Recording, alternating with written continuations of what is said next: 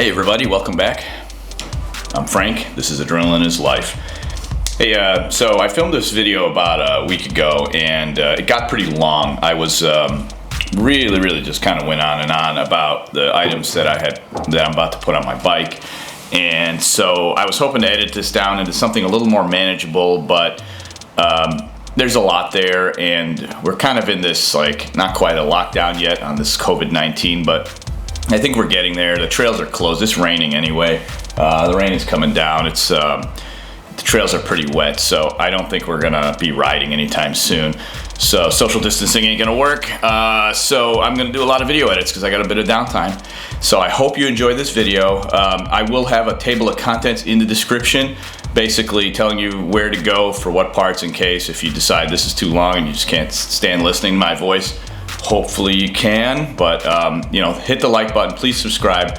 There are more videos coming. I'm going to try to put out more than my usual schedule here. Hopefully that'll help you guys get through. I'm sure many of us are all on this crazy downtime. So either way, thanks for watching. I hope you enjoy the video. What's up, guys? Welcome back to the channel. So today we're going to talk about how to pick the parts for your needs for your bike. So over the course of several months, I've been slowly accumulating parts to upgrade my Jeffsy. So if you ever watched the Kickapoo Kicked My Ass video, you notice that I had struggled with a few parts of that ride. Obviously, a lot of it is me, my skill set, learning, getting better at being able to ride trails, ride them, and learn to flow through them properly. But there are a few things that after riding it for a season, I thought maybe it would be a good idea to do some upgrades. I tried to do the upgrades as much on the cheap as I could, but every so often somewhere there's a part you gotta have. So what we're gonna do is we're gonna talk about the parts that I have. We're gonna do a quick bike check as well, and then we're gonna install them. And this won't be all in one video, but we'll go through it over a course of two or three videos, just to cover it, and maybe we'll do some tutorials on installation. But I'm going to talk about exactly what we're doing, why we're doing it, and what the benefits and the pros and cons of each part and upgrade will be. So let's get to it. So let's do a quick bike check and cover some of the areas where I feel the bike can be improved. The bike is a 2018 YT Jeffsy AL Comp 29. This build is centered around the Rockshox suspension, which consists of a Rockshox Pike RC up front and a Rockshox Monarch RT in the rear. The Monarch is a single can design with a 2-position switch for open and lockout. Cranks on this bike are Raceface turbines at 175 millimeters in length. The wheels are aluminum DT Swiss M1900 spline 29s, which come in at about 2,019 grams. They are about 30 millimeters internal width. Mated to the wheelset are 2.4-inch Maxxis Minion DHR2s. The drivetrain is a combination of Shimano SLX and an E13 11-speed cassette. The handlebars are aluminum Raceface turbines at 780 millimeters wide.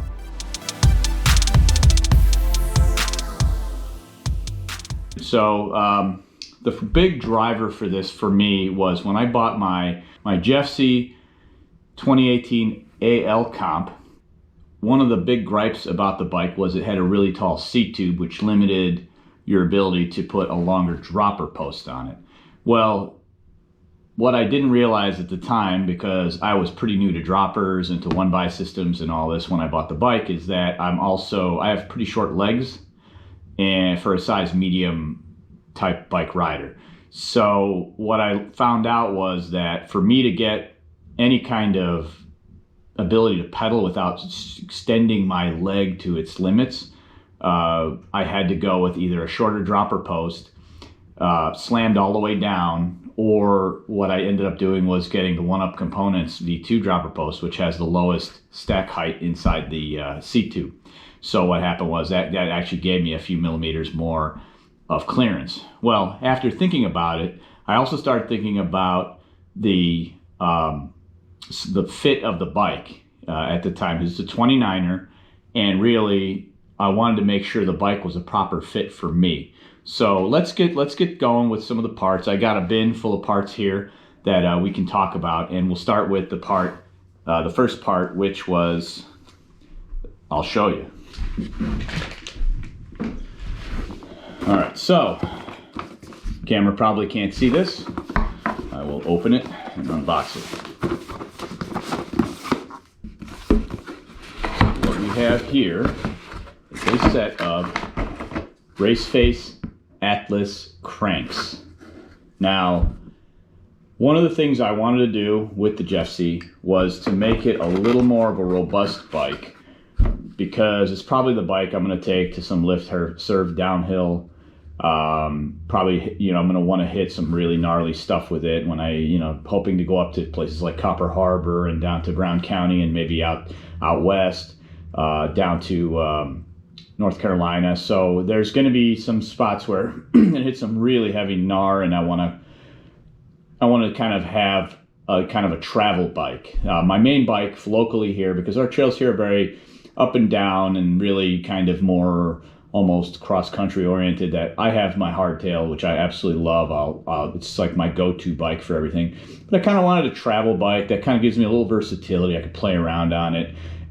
It's there, I've got it, so might as well upgrade it and make it kind of almost like a trail duro type bike, like a little bit more enduro oriented, but with a little better climbing ability. So the reason I picked these Raceface Atlas cranks is twofold.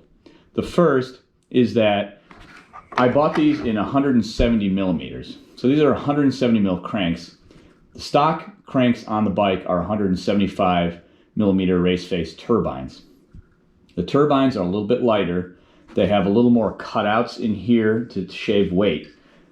The Atlases are stiffer. They'll be a little more durable and a little less flexy.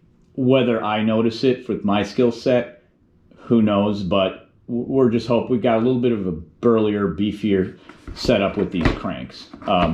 Plus the bike already has the Cinch system on it, so these seem to be a no-brainer. This is their kind of downhill enduro oriented metal cranks that Raceface makes. So I think these will work really well for my intended purpose.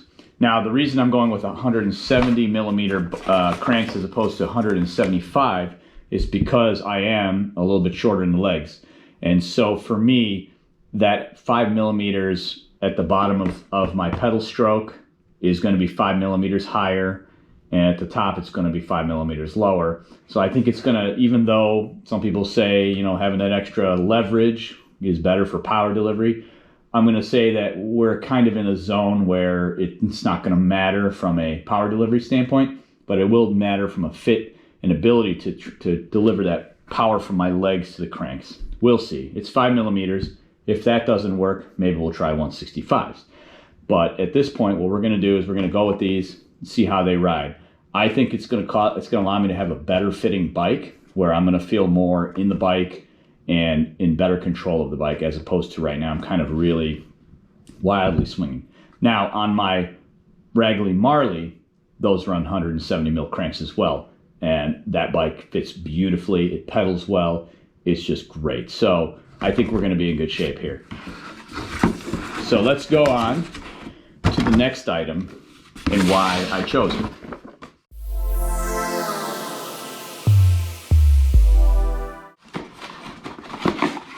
So the stock fork that I have on the Jeffsy is a Rockshox Pike, and I have a Monarch shock. Well, the Monarch shock I have currently has a 2-position switch, open or locked. And the lock isn't really truly locked, it's got a little bit of play. What I wanted to get, because of the amount of climbing that I'm doing, I wanted something that would give me a little more ability to just set it into basically the climb switch, where if I'm riding my local trails here, going up and down quite a bit, I don't need all that travel. I mean, the Jeffsy's it's a 29er with 140 millimeters of travel, so it's a good amount of travel. I don't necessarily need all that travel, so when I'm riding out here locally, I don't need that. And also, what I chose, I guess I should get to that point, is the Monarch Plus RC3. So the RC3 the RC3 is it's a dual can style shock. It's got a really big can compared to, it looks a lot bigger than the stock Monarch Plus, the stock Monarch Plus. I'm sorry, the stock Monarch. But it also has, it has open, mid, and firm. So it'll allow you to have it basically has a climb switch in the middle, which will then firm up the compression and give you a little bit more, better climbing ability. And so it'll help, I think, with long climbs and getting me up certain punchy climbs. While just having it here, it's going to have it's still going to have some compliance, and it'll go over bumps, but I'll be able to kind of run it almost close to a hardtail if I wanted to, without having to constantly switch on and off. So the Rockshox is great. So we're gonna do this with we're gonna put this one in place of the stock shock. It's gonna give a little more versatility. The other thing about this that I like is it's got the dual can. So the second can, as I take it traveling and have longer descents, this will help keep the oil inside the shock more cool. So one of the other reasons why this is going to add a little bit of weight to the bike. It's going to be a little bit heavier than the stock shock, but it's going to be great for descending. It's going to give me a little better. It's going to give me a little better ability for climbing when I just set the climb switch, where I don't have to lock it out entirely. And if I forget, which I have done plenty of times, and on both the Jeffsy and the Marley, where I've locked out the front fork on the Marley, or locked out the rear shock on the Jeffsy, and then just forgotten about it. I mean, because like I said, I'm pretty used to a hardtail anyway, so I don't even notice half the time. But it's nice to have that extra suspension plushness will be good. When traveling, we're putting a lot of miles. I don't want to have an issue where I go out and I'm going to plan to ride multiple rides throughout a week or whatever on a trip, and have to be exhausted and beat up at the end of it. So this will be kind of nice to have to play around with. It's a nice looking shock. It's got a big can. And what we're going to do also for bike park purposes is I also got we'll talk about the tuning, but we're going to tune it. We're going to have we have some bottom out spacers for this, as well as for the stock pike as well. So we're gonna play around with that to find that right sweet spot of just enough pressure, but also some ramp up so that it doesn't bottom out, because I tend to bottom out the stock shock currently. So looking forward to putting this on and having it, see how it works, and we'll report back and see if I like it and see if it works, because this is all, I'm thinking it's stuff I've thought about, but it's a matter of just taking it to the trail and see how it works.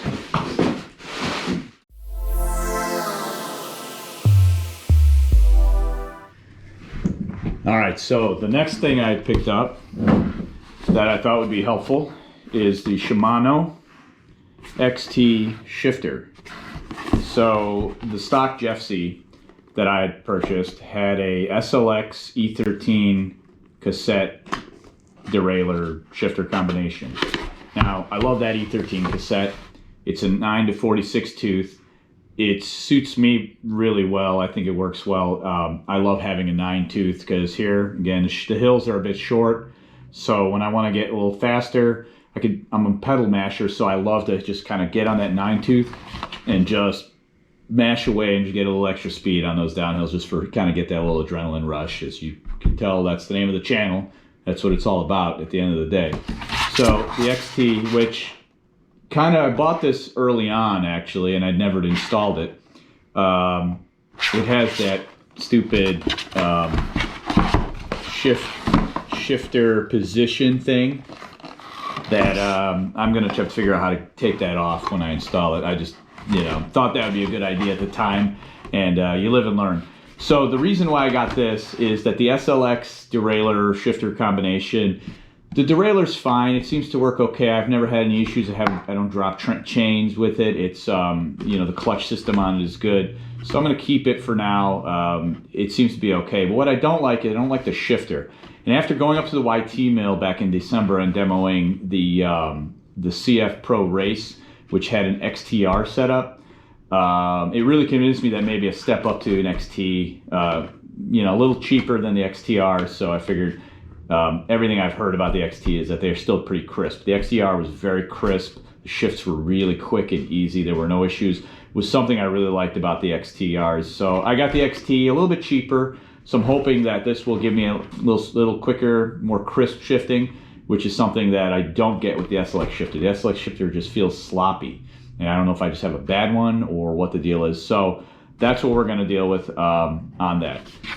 So the next item is going to be not in this bin. So the next item is something that I think, well, I'm going to have to make some room.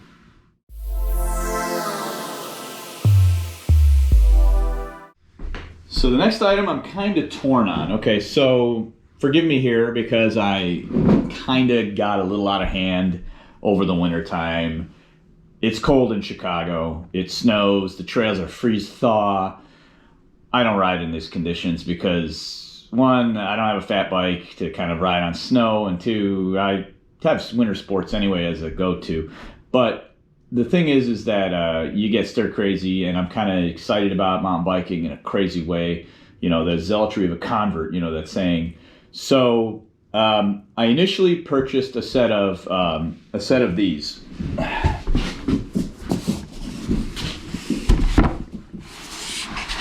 This is a set of Hunt Trailwide wheels. So I bought these back at the end of the year around Christmas time, and I really the reviews were glowing, so I had to kind of give them a try because they sounded like they were lightweight. They had a really nice rear hub engagement, and so I thought maybe, you know, let's give these things a go. So this is the Hunt Trailwide wheel set. These ran about $429 for the set. They are aluminum wheels. You can get them in your choice of a driver. I got the free hub setup, so this is an XD driver setup. But what's interesting about these is that they come ready, tubeless ready, right out of the box, so they're already taped up. Press that down a little bit. Oh my God, somebody's playing Fortnite in the background. So these are tubeless ready, and what I like about them is the hub is 3 degrees of engagement, which is kind of like, got that buzzsaw kind of thing going. It's like having an Industry 9 without paying like $1,500 or whatever for a set of those. So it's a 30 millimeter wide internal width, which means you can put some good sized tires on this. You probably go up to, I'm guessing, 2.6s, 2.8s. And so it's fairly lightweight, about 1,820 grams, I think, roughly. They look nice. The quality is good. The reviews on these is glowing. So I wanted to give these a shot. But then, as with, again, as one becomes a bit of a crazy when it comes to new product, I'd come across another deal. And this one happens to be,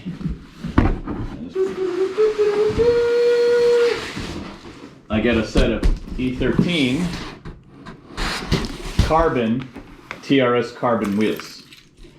So the thing about wheels, and one of the things about wheels and climbing and pedaling efficiency, is that your rotational weight is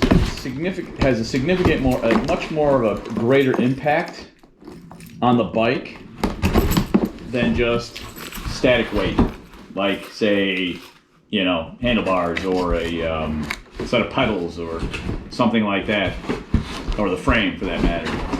Rotational weight, and the old, I don't know if it's true or not, but they used to say that for every pound you took off your bike on off the wheels or the tires was equivalent to double what you would have on any other part. So if you took a pound off your wheels, the weight of your wheels, it's like having 2 pounds off of something else. So these are carbon hoops, also tubeless ready, taped up, ready to go. They also have the really cool E13 valves, which I think are some of the nicest ones out there, because you can take them apart. You can do a lot of, you can change out valves really easy with them. And in fact, the rear valve cover is actually a valve tool as well, so it's kind of cool. But these are really lightweight. I mean, you can definitely feel the difference between them. The difference in weight between the TRS Plus and the Hunt is about 100 grams. So these are both those. That's the front rim. So I've got a little bit of a dilemma. So you can kind of feel a little bit of difference between these. There's a slight weight difference.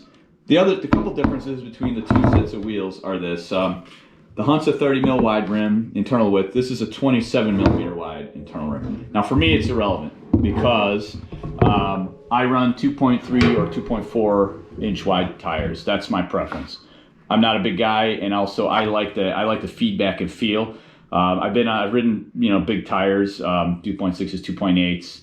I've ridden on them, run them on trails, and they don't feel as for me they're too soft, too compliant. Where I like having something a little more responsive and where there's more feedback. I've been riding bikes for a long time, so I kind of know what I like and kind of how the bike feels when I put my body and power into it. So the question is, which one of these do I put on the bike? So I'm a little bit torn right now. One of them is going to have to go, or maybe go to another project at some point. I don't know. The Hunts are kind of a no-brainer on price. There's about 100 grams difference in weight between these two.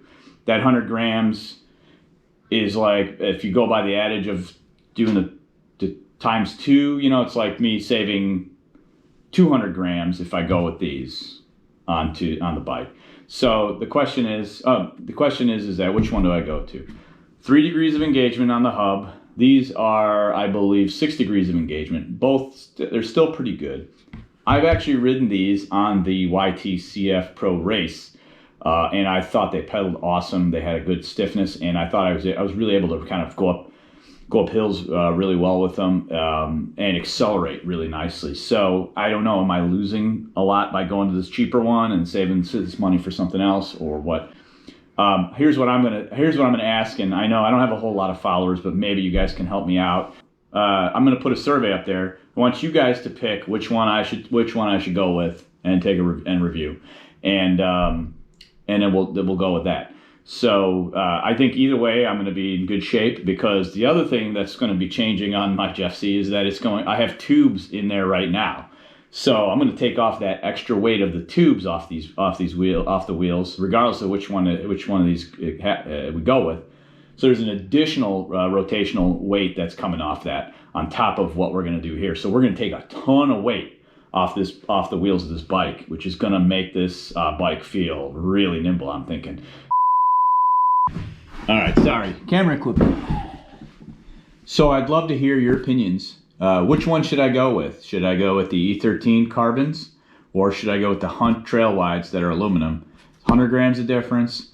That difference technically can translate to a larger weight gain or weight loss if you compare it to, say, taking weight off of some other part of the bike. So rotational weight is huge on a set of tires.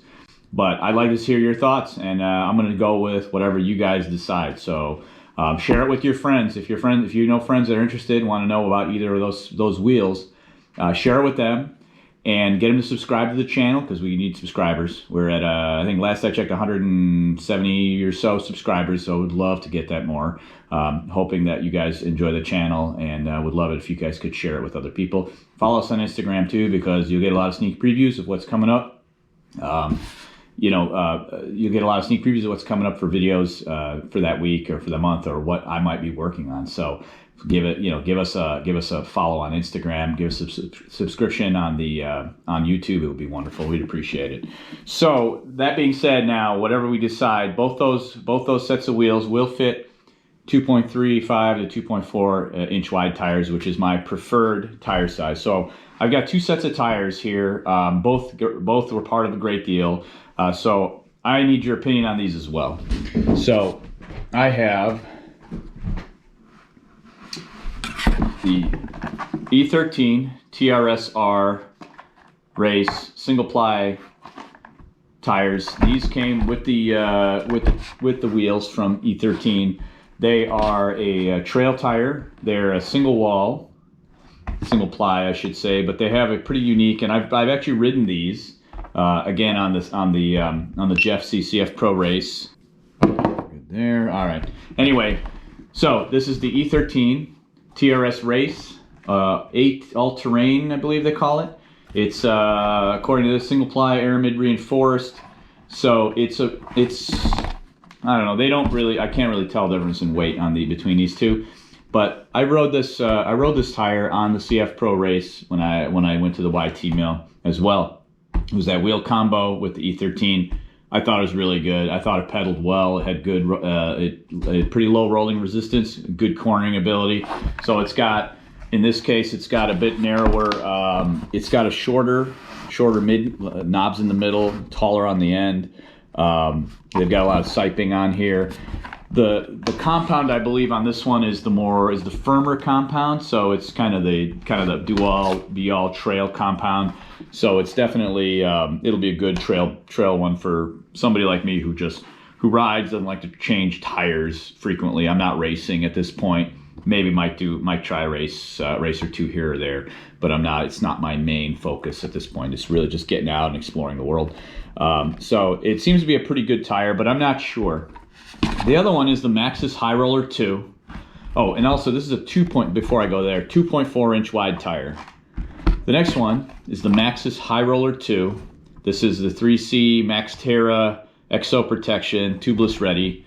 So this one here, again, I got a great deal on these. They were like on sale, so there was like a blowout deal on them. They seem to be pretty good. They actually feel like a slightly softer compound. But the other thing I noticed is that they do have smaller knobs. So currently on my bike, I have a set of the Maxxis. Oh my God, what the heck? I can't believe I just forgot. Maxxis DHR2. So these actually have a smaller set of knobs on them. They smaller center knobs, smaller knobs on the edge. Definitely smaller than the DHR, but also they're smaller than what's on the E13. So I'm not sure, like, these are going to be pretty tough tires. I know a lot of hardcore racers use them. I'm pretty sure there's a downhill version of this, so I imagine that this is going to provide plenty of traction, plenty of pedaling efficiency. Just a matter of running it. So I'm debating. So I don't know. I mean, and so I could go with either one. You can always, never hurts to have a set of backup tires. These look like they're a little bit older. They've kind of been, they don't look as fresh as these, so maybe I should go with them. But again, I'm gonna put a little survey on either side of this. So wherever that thing pops up, just click that, and then click and tell me which one should I go with. I'm going to be basically, riding a lot of trails, and this is my summer travel bike. I don't expect to be riding a lot of mud. We don't ride mud out here because that just causes significant damage to the trail. So you won't see me using this in the winter. You won't see me using this in any muddy conditions. I'll be using it in just kind of an overall, all around, so hard pack, loose over hard, loamy, whatever it might be, whatever's available. Let me know. These are the two I got, so I got to use them. I need to figure out which one I want to use, so please let me know about these. Both, again, end up being a good deal, so can't complain. Worst case, use one, wear it out, move to the next one. We'll see. Both 2.35, 2.4, not really much of a difference there.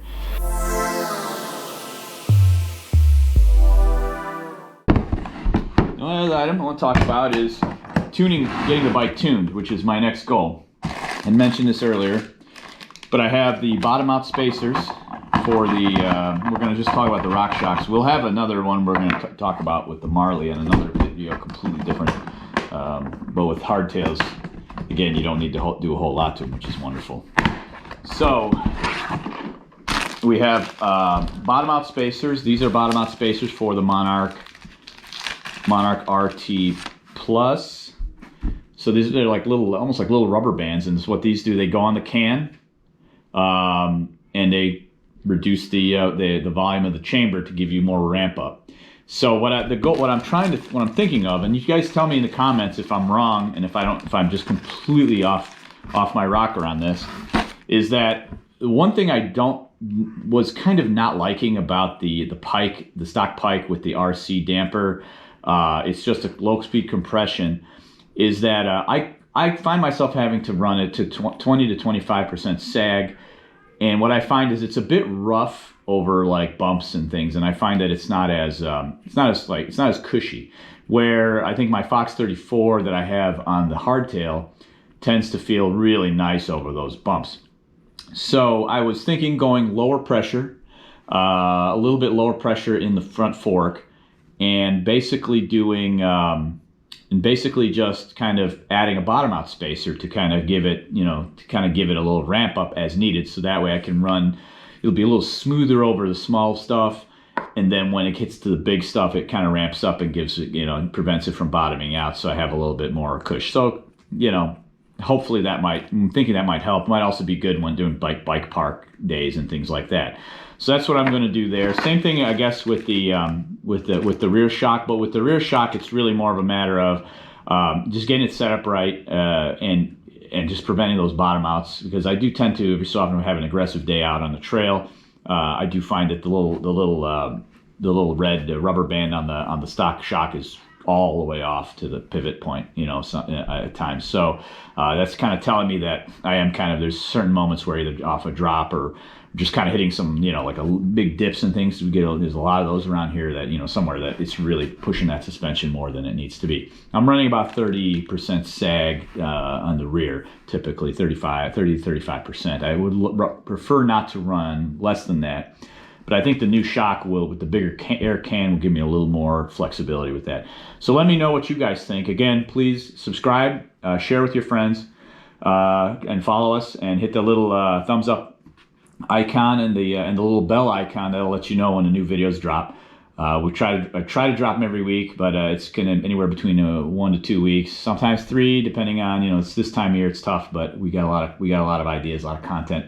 So I hope you enjoyed this. I hope it was informative, and I hope you guys kind of see what my thought process was on why I picked what I picked. I would love to hear also your thoughts on the wheels and the tires and where I should go with those. So thanks so much for watching, and what's my catchphrase again? I hope you enjoyed this look at my journey. Thanks for watching.